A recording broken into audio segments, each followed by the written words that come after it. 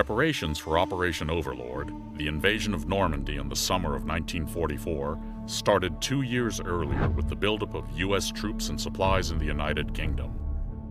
Known as Operation Bolero, Allied leaders sought 1 million soldiers capable of carrying out an air offensive in 1942 and an invasion of the European continent by 1943. Commitment to Bolero would wax and wane as the United States allocated resources to major Allied campaigns in North Africa, Sicily, and Italy. As early as January 1942, American military cargo started flowing into the United Kingdom through the sea and air. Shipments increased in the second half of 1943. By early 1944, the United States was sending more than 1 million tons of supplies per month to the British Isles in preparation for an invasion of the continent. To centralize control of logistics, a theater-level Services of Supply organization had been established in the European Theater of Operations in May 1942, under the command of Major General John C.H. Lee. This command was redesignated as a Communications Zone, or COMZ, following the Normandy landings in June 1944. The COMZ was similar to today's Theater Sustainment Command, but was even more powerful, as General Lee was also dual-hatted as the Deputy Theater Commander for Administration. The COMZ was subordinate directly to General Eisenhower, the commanding general of the Allied Expeditionary Force. Within the larger COMZ organization were 2 subordinate commands: the Advanced Section Communications Zone, or ADSEC, and the Forward Echelon Communications Zone, or FE-COMZ. Although not identical, ADSEC was similar to a current Expeditionary Sustainment Command, as it moved forward with the armies and provided close support. Continental base sections were under these organizations to support on an area basis and serve as the controlling headquarters for the quartermaster, ordnance, and transportation units in its footprint. Immediately following the initial Normandy landings, the ADSEC took control of logistics and engineer operations on the beaches and landing zones, as well as command of the rear area once combat forces started moving forward. The ADSEC sustainment units would prove critical, since combat divisions, infantry regiments, tank and field artillery battalions had very little organic sustainment capability. The vast majority of supplies and services, especially transportation, came from non-divisional units in the COMZ and ADSEC. Allied planners knew that even if they were able to establish a lodgment in France, the subsequent operations to break out and liberate Europe would fail without responsive, resilient, and continuous sustainment. Developing a logistics network to support operations of this scale was no small undertaking, and the English Channel's notoriously erratic weather only further complicated things. Just weeks after landing, severe storms destroyed Allied infrastructure along the Normandy coast, forcing a 4-day closure of the beaches. Planners had hoped to take Cherbourg immediately after D-Day, but German defenders held out for over 3 weeks and destroyed most of the port infrastructure before surrendering in late June. Without Cherbourg's harbor, sustainers had little option but to send supplies over the French beaches. In July 1944, Allied forces initiated a series of offensive operations designed to break out of Normandy. Operation Goodwood, a British and Canadian thrust, contained Nazi defenders in place, allowing American units as part of Operation Cobra to break through German lines. In response, Adolf Hitler ordered a counterattack in early August near Mortain, France. This effort ultimately failed, trapping the German 7th Army near Falaise. As enemy positions collapsed, Allied forces rushed to exploit the heavy German losses. Although the short lines of communication from Normandy proved manageable at first, once Allied forces initiated their breakout, supply lines began to stretch. Logistics suffered from poor movement control and a lack of storage depots for the rapidly accumulating supplies. Without proper movement control, distribution was haphazard and inefficient. The limited French road network quickly became congested, and desperately needed supplies failed to reach the front. On top of this, the Army lacked sufficient engineer regiments and truck companies to sustain the operational tempo in France. There are 8 principles of sustainment: integration, anticipation, responsiveness, simplicity, economy, survivability, continuity, and improvisation. The principles of sustainment are essential to maintaining combat power, enabling strategic and operational reach, and providing Army forces with endurance. While these principles are independent, they are also interrelated and must be synchronized in time, space, and purpose. The sudden success of the Allied breakout further strained sustainment operations as the demand for food, ammunition, and fuel increased dramatically. A single division required 35 tons of field rations per day. On 5 August, 72,000 tons of ammunition was ordered south of the Normandy beaches. A week later, the daily petroleum, oil, and lubricants, or POL, required by Third Army doubled from 300,000 gallons to 600,000 gallons. If mission-essential supplies failed to reach the front, the Allied offensive would be forced to culminate while German defenders were still retreating. One of the 8 principles of sustainment, responsiveness, is the ability to react to changing requirements and respond to meet the needs to maintain support. It involves identifying, accumulating, and maintaining sufficient resources, capabilities, and information necessary to meet rapidly changing requirements. Through responsive sustainment, commanders maintain operational focus and pressure, set the tempo of friendly operations to prevent exhaustion, replace ineffective units, and extend operational reach. Men and equipment started to move. 65,000. Prior to the invasion, officers of the 2-year-old Transportation Corps planned a major exercise to work through the challenges associated with moving massive amounts of supply over the Channel and through France. The exercise sought to simulate the terminal and distribution operations planned for France across a 480-kilometer stretch of the United Kingdom. While scheduled to last several weeks and include truck drivers to cargo handlers, the exercise was ultimately scrapped because of a lack of personnel, equipment, and time. Although unable to test their logistics network with an exercise, sustainment planners knew that supporting an operation of this size required the integrated use of all available transportation assets and countless facilities, depots, and transfer stations. The Army refers to this as intermodal operations, which is the process of using multimodal capabilities, such as air, highway, rail, and sea, along with various conveyances like trucks, barges, containers, or pallets to move troops, supplies, and equipment through expeditionary entry points and along the network of specialized transportation nodes. Intermodal operations use movement control to balance requirements against capabilities to synchronize terminal and mode operations and ensure an uninterrupted flow through the transportation system. During the First World War, when armies had limited motorized capabilities, railroads were the primary supply carriers on the European continent. But Americans could not rely on trains in 1944 because Allied air forces had systematically targeted bridges and rail networks to stunt German reinforcements on D-Day. At the time, large-scale aerial supply was impractical, although crucial supplies like Class 1, consisting of food and other subsistence items, and Class 3, POL, were airlifted throughout the campaign with varying degrees of success. Transportation via barge was another option, but this was only possible in areas with waterways and required the use of heavy machinery such as cranes.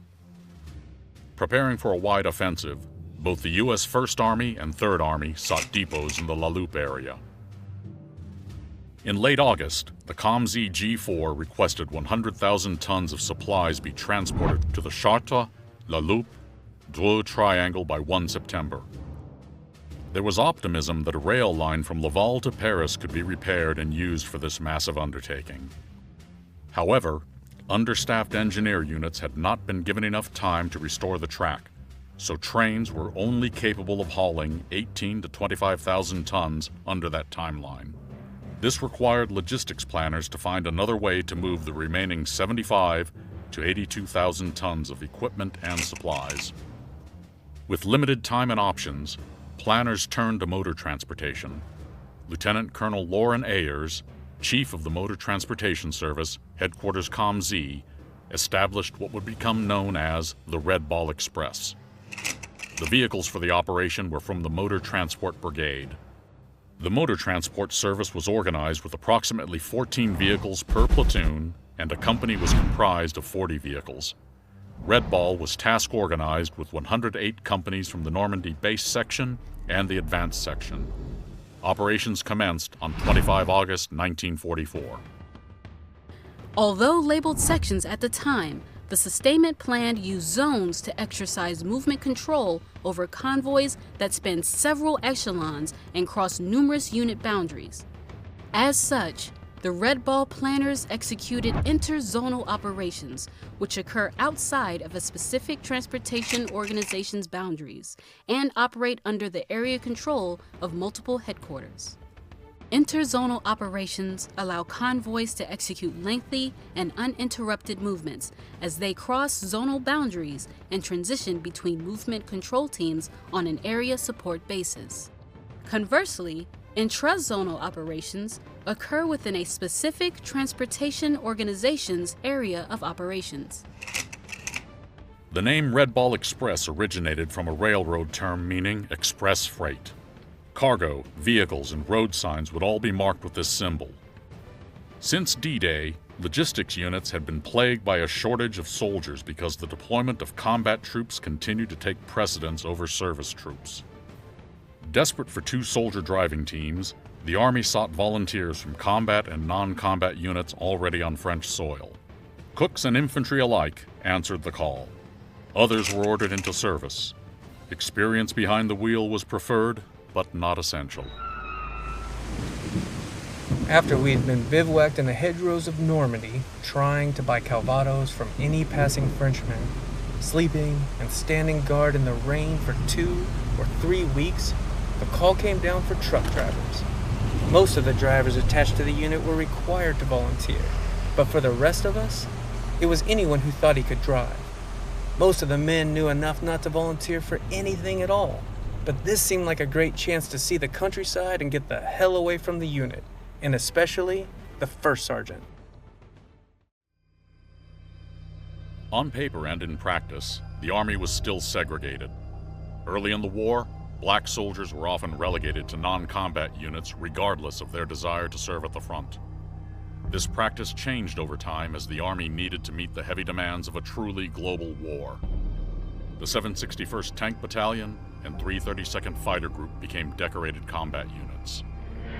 You don't ask who the other pilots are or where their grandfathers came from. You know they're Americans, and that's good enough. By the summer of 1944, nearly 700,000 black soldiers were serving in the United States Army. The Red Ball recruits joined the truck companies of the Motor Transport Service, which was composed of 73% African-American soldiers in the European theater. The soldiers of the Red Ball Express were a diverse group from all over the United States. I carried your bag, sir, at Pennsylvania Station. I went 8 rounds with Mickey Tate in Omaha. Drove you in a cab once, from the Loop to the north side, Chicago. Served you boiled beef and dumplings in Tallahassee. And me? I drove a truck. All over the lot. From the Statue of Liberty to the Golden Gate. But I never thought then I'd be behind a wheel in France, on the Red Ball Express. Red Ball planners studied the French road network and recognized that many roads were not wide enough to support two-way traffic by large military vehicles, so they created a closed-loop system of one-way travel. Several considerations affected the development of the movement control plan for their area of operations. Planners assessed the following: the hauling method and technique utilized, the anticipated traffic volume, the condition of the main supply routes, the availability of access roads, and the ability of vehicles to negotiate difficult grades, bridges, tunnels, and terrain. Officially, the Red Ball route started at Saint-Lô, but drivers were often forced to pick up materials as far north as Cherbourg. Saint-Lô was the traffic control point before convoys wound to the south and then eastward. Red Ball convoys would deliver supplies to U.S. Army depots located between the French cities of Dreux, Chartres, and La Loupe. A convoy support center was established near Alençon because it was the midpoint on the route and could be accessed by both outbound and inbound traffic. Here, drivers could rest, refuel, and conduct unscheduled maintenance before returning to their mission on the Red Ball. The Motor Transport Division operated a mixture of 2.5-ton cargo trucks, commonly referred to as deuce and a halves, 5-ton cargo trucks, and 10-ton semi-trailers. Logisticians advocated extensively for a system of semi-trailers, as their heavy load capacity and the ease by which trailers could be transferred between tractors made them ideal for line haul operations. They estimated maximum efficiency could be achieved with a ratio of 3 semi-trailers per 1 tractor-trailer. However, mass production and deployment of the larger trailers was unavailable until later in the war. So, the 2.5-ton cargo truck became the workhorse of the Red Ball Express. Army doctrine prescribes 2 types of hauls, local in line, and 4 hauling methods: direct haul, shuttle, relay, and hub and spoke. Local hauls are operations in which vehicles can make 2 or more round trips per day based on distance and transit time. A local haul is usually an intrazonal movement. Line hauls are operations in which vehicles cannot make more than 1 round trip per day due to distance, terrain restrictions, or transit time. Line hauls are more frequently interzonal, commonly crossing movement control boundaries. Throughput operations from ports or theater storage areas to brigade support battalions are usually line haul operations. Vehicles typically used for line hauls include tractor-trailer combinations, heavy equipment transporters, and palletized load system vehicles. A direct haul is a single transport mission completed by the same vehicles. It does not involve a transfer of supplies or exchange of equipment, as does hub and spoke. Direct hauls can be used in local or line haul operations. A shuttle is similar to a direct haul. However, it requires the same vehicles to make repeat trips between 2 points to transfer all of the required cargo. This method is commonly used in local hauls. A relay is a single transport mission completed in 1 trip that utilizes multiple vehicles without transferring the load. It involves the continuous movement of supplies or troops over successive segments of a route. It is done by changing drivers, tractors, or both for each segment. Containerized cargo on flat racks increases the effectiveness and efficiency of this system. A relay distribution system will have pre-positioned drivers or vehicles at trailer transfer points, minimizing stationary time for loads. In the hub and spoke method, distribution originates from a hub terminal, such as a logistics support area or division support area, and moves along various routes or spokes to intermediate hubs, such as trailer transfer points. At the intermediate hub, the loaded trailer is picked up by a tractor from the forward echelon and transported to its next destination along a different spoke. The forward echelon tractor brings an empty trailer to the intermediate hub, which is then transported rearward to the terminal hub. The hub and spoke method is the most efficient means of sustaining a large theater because it leverages two-way traffic to push cargo forward while retrograding empty containers and trailers to the rear. With limited standardization before the Second World War, U.S. Army cargo vehicles were primarily made by General Motors Company, Dodge, and Ford. Of these, GMC was responsible for building the Army's deuce-and-a-half cargo fleet.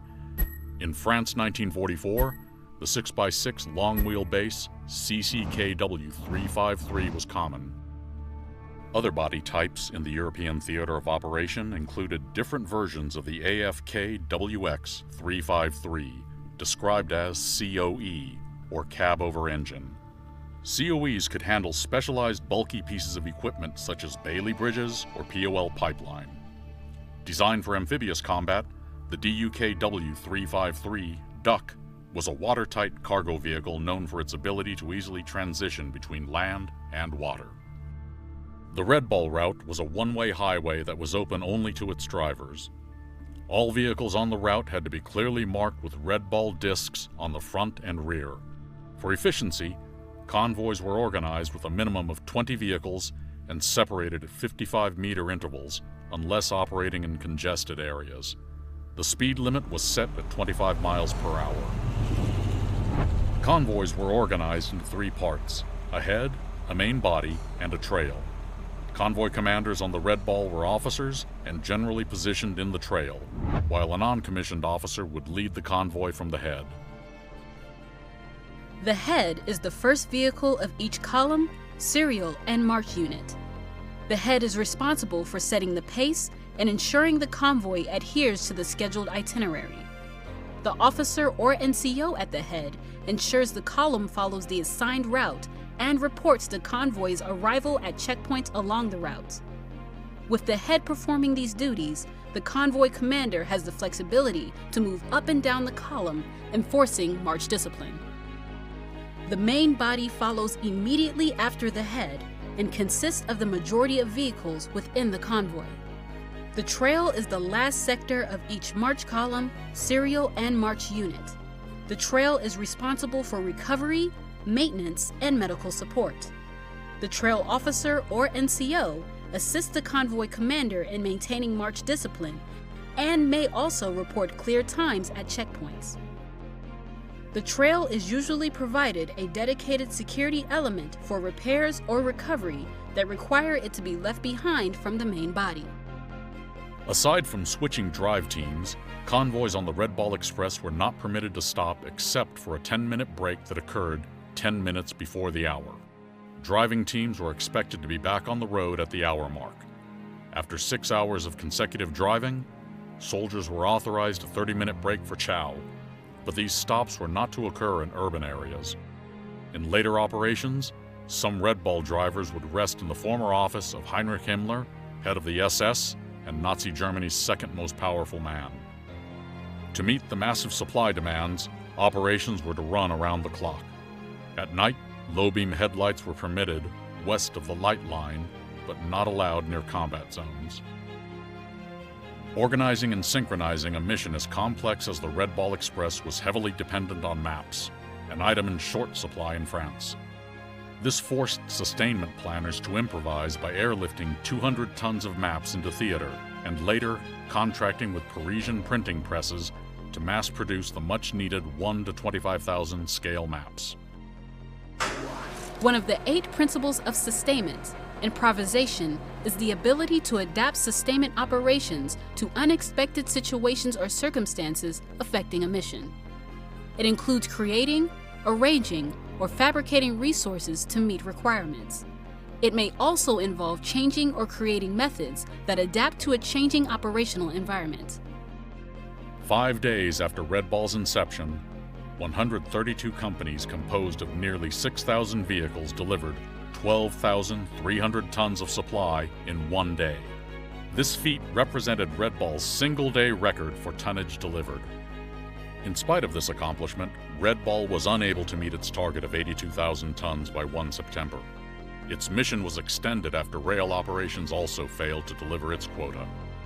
By 5 September, the Red Ball Express had exceeded its original goal by delivering 89,000 tons to the La Loupe, Dreux, Chartres Triangle. For the next few months, the Red Ball Express would operate based solely on supply needs at the front. That's right, sir. We deliver. Everything but babies. As Allied troops pursued retreating German forces across France, American sustainment units were challenged to keep pace with the demanding operational tempo. Sustaining mechanized units on the offensive required significant amounts of POL. In late August, the U.S. armies in northern France were consuming 800,000 gallons of gasoline per day. That equates to 33,333 gallons per hour. U.S. planners had originally believed that 3 pipelines out of Normandy could be built fast enough to support frontline forces, but this proved unfeasible.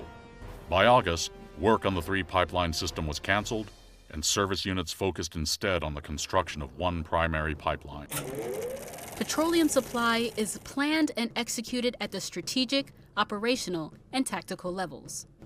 It is the management and execution of petroleum distribution from the supply point to the customer and involves the receipt, storage, distribution, quality assurance, surveillance, and logistical planning for bulk and packaged petroleum products. Supply chain efficiency is key to ensuring the force has the petroleum resources needed to provide operational reach, freedom of action, and sustainability. Class 3B, or bulk petroleum, includes fuel and lubricants that are normally transported by pipeline, hose line, rail tank car, tanker truck, or barge, and are stored in tanks or containers having a capacity of more than 55 gallons. Class 3P, or packaged petroleum, includes petroleum, lubricating oils, and chemical products normally packaged by the manufacturer and procured, stored, transported, and issued in containers of 55-gallon capacity or less. With vehicles in constant need of petroleum at the front, the Red Ball Express began delivering Motor Transport 80 octane, or MT80, and Aviation 100 octane, or AV100. When fuel tankers were unavailable, POL products were transported in 55-gallon drums which weighed nearly 100 pounds empty. POL products were often broken down into smaller portions such as the 1-quart, 5-quart, or 5-gallon oil can, the 25-pound grease pail, and the 5-gallon can known among soldiers as the jerry can. Adopted from a German design, one jerry can weighed 10 pounds empty and 40 pounds full. In 1944, 50 cans could fit in a 1-ton trailer, 250 in a 5-ton cargo space, and 500 fit in a 10-ton semi-trailer. The United States had 12 million jerry cans before D-Day, but because fuel depots were high-value targets for the Germans, and because jerry cans were often strapped to or carried on combat vehicles, sustainers expected to lose 800,000 per month, starting in August and September. By October, quartermaster units were short 3.5 million jerry cans, forcing the War Department to seek production at home and abroad. Red Ball convoys were under standing orders to depart with full fuel tanks and to transport enough gasoline for an entire round trip. To build fuel stores in forward areas, 5 additional jerry cans were added to each logistics package and included on all Red Ball vehicles. No other supply class was given similar priority.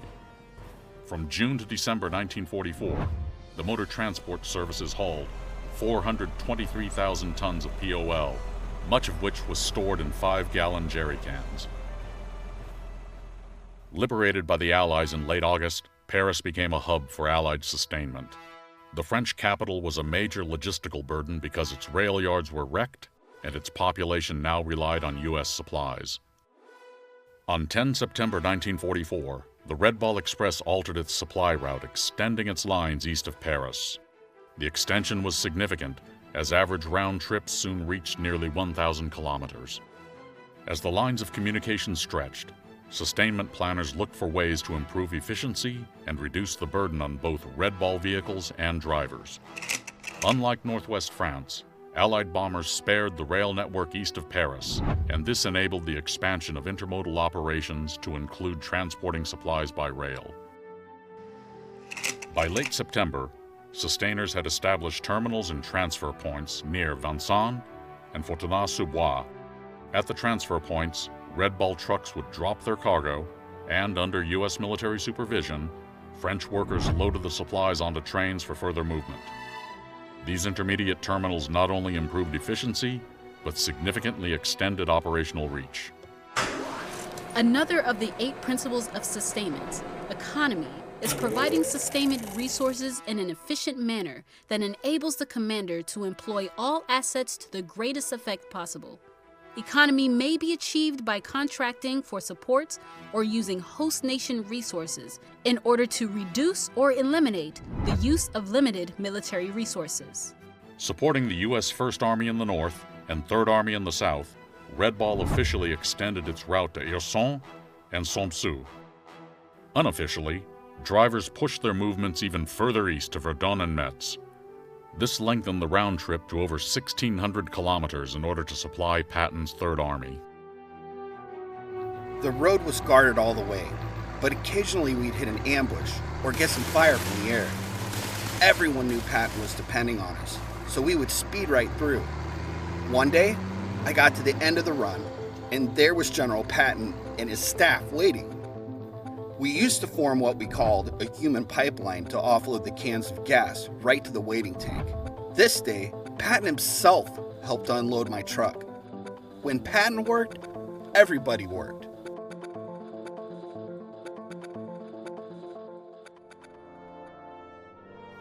Extending the lines of communication stretched an already shaky system. During the first phase of the Red Ball Express, drivers operated from the ADSEC into Army areas. However, as the front continued to move east, the second phase required passage through multiple sections of the COM-Z to reach forward areas. Communication failures and poor unity of effort hampered sustainment scheduling and overall efficiency. One after-action report declared orthodox supply procedures had been abandoned. Here is one battle casualty, a tire with hand stitching. Here is another. This one's injuries were more critical. It too was hand stitched by a driver. This tire was killed in action. According to Red Ball plans, military police units were supposed to be stationed in larger towns, controlling traffic and checking cargo. Mandatory traffic control points were to be no further than 80 kilometers apart and constantly staffed.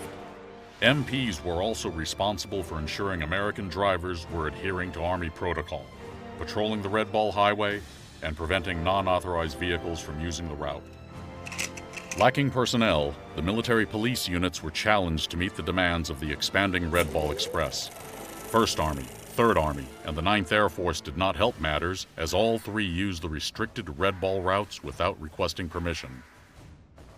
The lack of an adequate MP presence also led to the pilfering of supplies.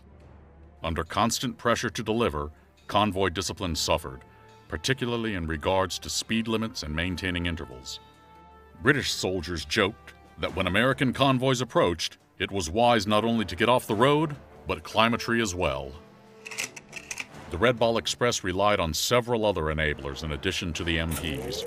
Ordnance units provided maintenance support and dispatched wreckers to clear accidents. The Corps of Engineers conducted route maintenance and route signing in English and French. The Signal Corps installed telephone lines and communication posts along the routes, and the Medical Corps supplied emergency responders and aid stations. Coordination between these units proved difficult. Making matters worse, the units supporting Red Ball often suffered from severe personnel shortages. For example, engineer units were so limited that they were often shuttled between First Army and Third Army. The situation became so grave that the War Department deployed stateside units to Europe to complete engineer training in rear areas.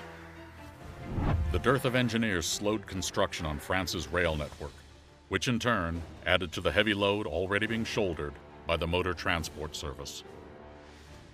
Maintenance was also a constant struggle for the Red Ball mission. Maintaining tempo required keeping serviceable vehicles on the road and repairing those damaged by enemy action. Today, the Army uses a two-level maintenance system composed of field maintenance and sustainment maintenance. Field maintenance is conducted as far forward in theater as possible, and after repair or servicing, the equipment is returned to the unit. Field maintenance includes maintenance performed by operators. Sustainment maintenance is typically performed by national-level maintenance providers at depots or dedicated maintenance facilities.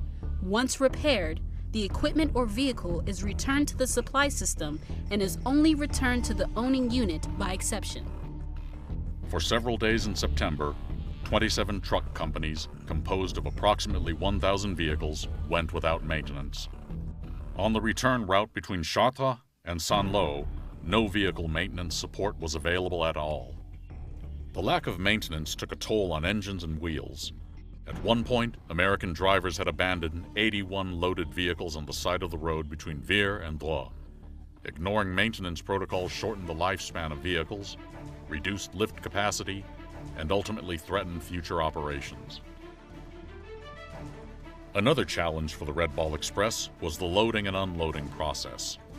Early on, convoys consisted of 40 vehicles, but a lack of material handling equipment and personnel made loading and unloading so many vehicles far too time-consuming. Even after reducing the size of convoys to 20 vehicles, it generally took from 12 to 40 hours to load all of the cargo. Communications breakdowns frequently led to inefficiencies during the unloading process. Many of the arriving trucks were hastily underpacked or grossly overpacked. Another systemic problem was poorly planned depots and transfer sites, like those in low-lying fields, which meant that empty trucks could enter, but once loaded, they often became mired in mud. Exhaustion and fatigue also took a serious toll on drivers. The grueling round trip to depots near Paris took Red Ball soldiers over 53 hours to complete. The pace was so demanding that even in teams of 2, drivers were known to fall asleep. Accidents were a regular occurrence caused by burnout, speeding, poor road conditions, and collisions with unauthorized traffic. I don't know of anybody who didn't fall asleep. Every so often, you'd see a truck wander out of the convoy, and somebody would holler, "He's asleep!" The men in the convoys would blast their horns to awaken the driver of the drifting truck. I dozed off once. When you fall asleep in a 2.5-tonner, you release the pressure on the gas feed, and the truck would start to drift back and out of the convoy. I woke up and was down in a ditch heading for one of those cement telephone poles. That's when I heard horns blowing and knew my buddies in the convoy were trying to wake me up.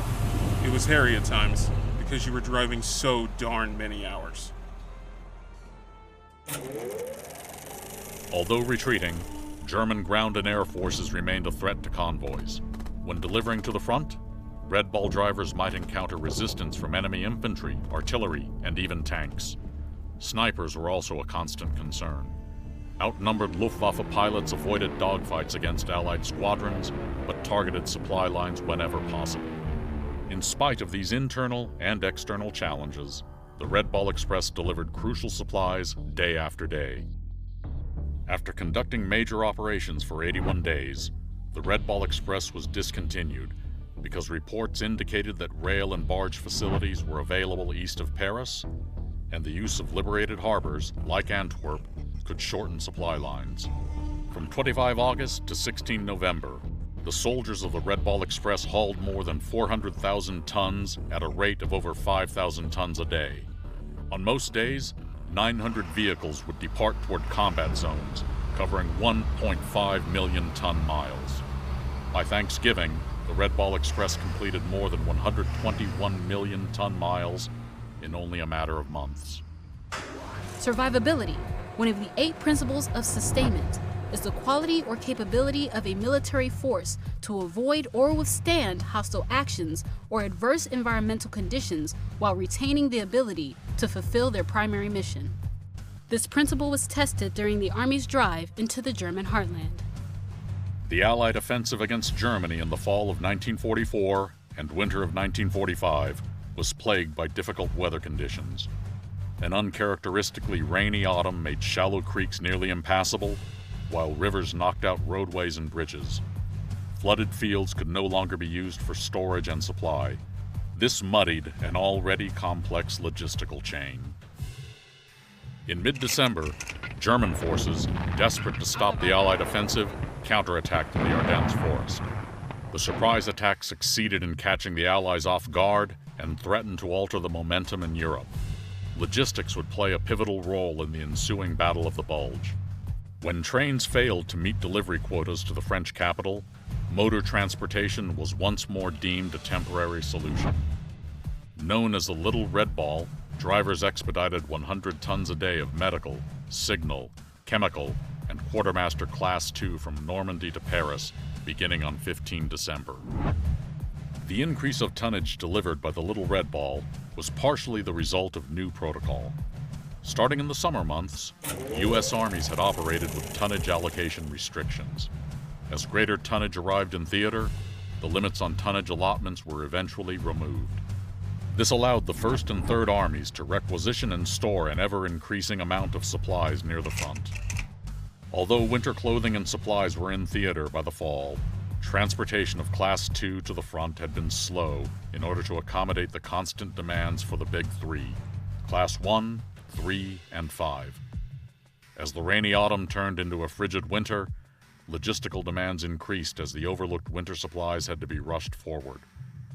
While transporting reinforcements from rear areas to Bastogne, convoys became trapped inside the city until the German encirclement was eventually broken. After a month of furious resupply, the Little Red Ball route was terminated on 18 January 1945 because rail networks were finally improved. A Class III pipeline from Antwerp became operational, and the German counteroffensive was defeated. The victory was costly, particularly to the United States Army, which suffered its highest losses of the Second World War. After-action reviews on the Battle of the Bulge argue that Allied losses would have been far worse without the crucial supplies delivered by the Little Red Ball Express. Although less famous than the Red Ball Express, several additional supply routes were also established during the Allied offensive. From 6 October through 31 December 1944, the White Ball Express connected the ports of Le Havre and Rouen with key depots and train transfer points at Paris, Beauvais, Compiègne, Soissons, and Rouen. The Red Lion Express was a combined operation between American and British forces to move 500 tons per day to Belgium for the 21st Army Group. From November 1944 to March 1945, the ABC Express route delivered 250,000 tons of supplies from the port at Antwerp to the 1st and 9th Armies. In the process, the ABC demonstrated how the semi-trailer system was the future of Army supply. With the development of these new routes, sustainers became more proactive and less reactive to the needs of the force. Anticipation was key to their success.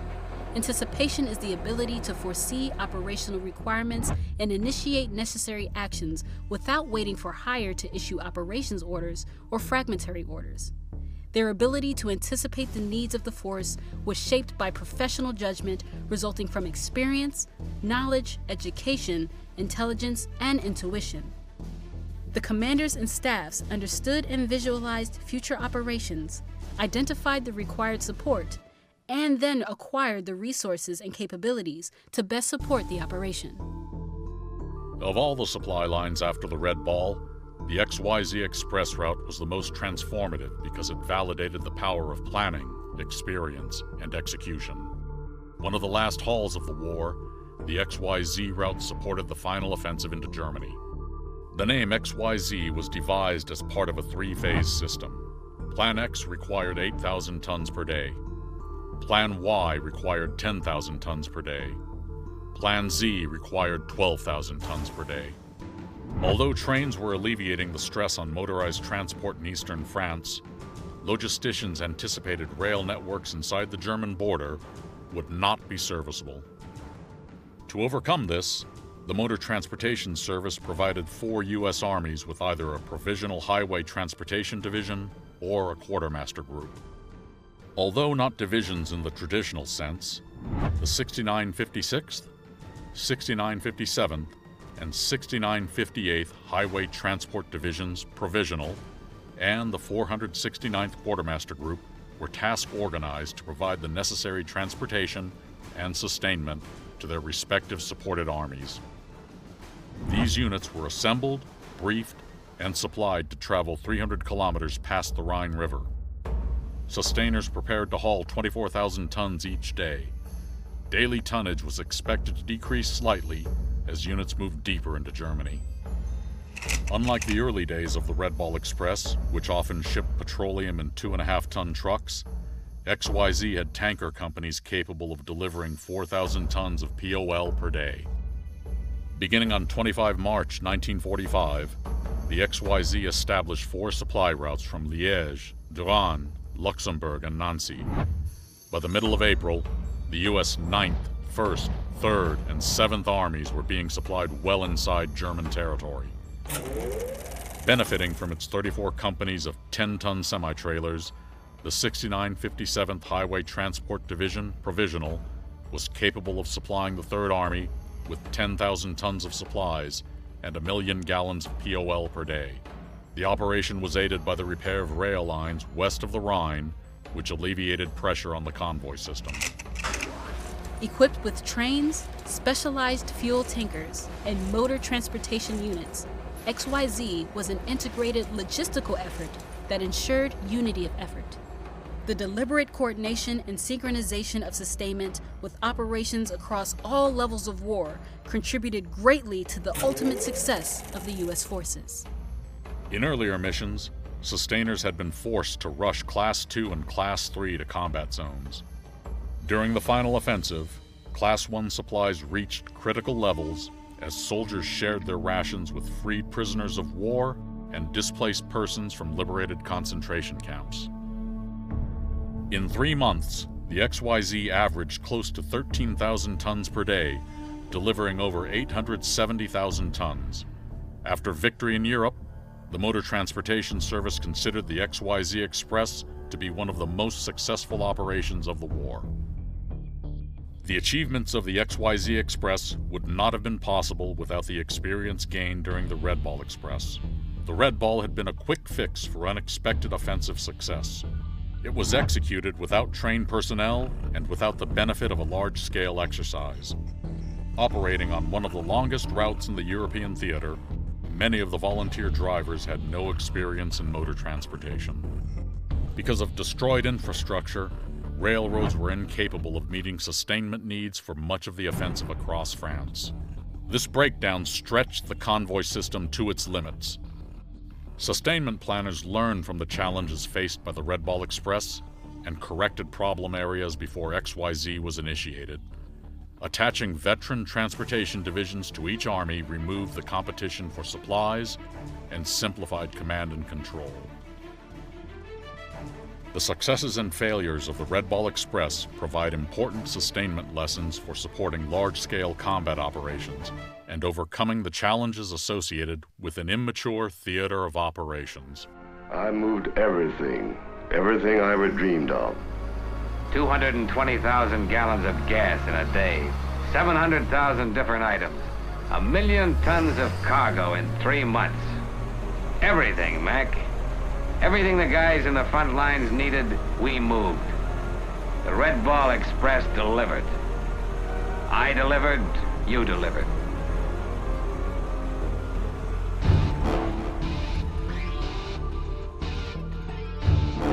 E.S. Hughes, who expresses the appreciation and commendation of the Supreme Allied Commander.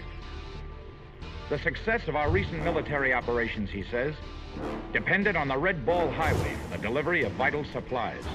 When those supplies were most desperately needed, the Red Ball drivers delivered the goods. Congratulations for a tough job well done.